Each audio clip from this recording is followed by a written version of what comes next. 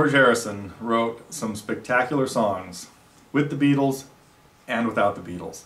And a lot of the songs he wrote with the Beatles didn't appear until 1970 on his first solo album, All Things Must Pass, because of course they didn't think he was as good a songwriter and they only let him put 2 songs on an album. But by the time they were breaking up, he had a great backlog of tunes. My Sweet Lord is a great strumming song and really introduced us to this sound that became George's sound, which is a lot of stuff. I'm looking for my slide here, it's not handy, but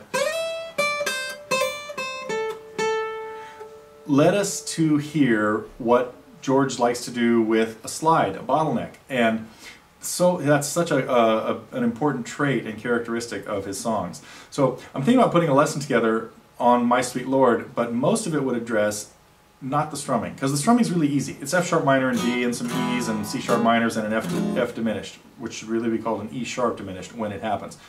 Got all that?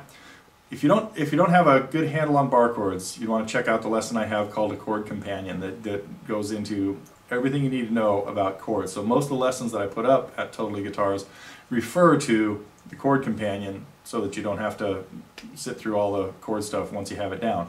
But in the My Sweet Lord lesson, which is on the drawing board right now, we'll look at what you can do with a bottleneck to get that cool sound that happened in the song. So in any case, if you need to know the chords, I'll rattle them through again. It's F sharp minor and D back and forth. 4 sets of those usually, and then E to C sharp minor twice. Then E to F diminished. Done with a full bar at the first. Second finger on the 2nd fret of the 5th string. Got that?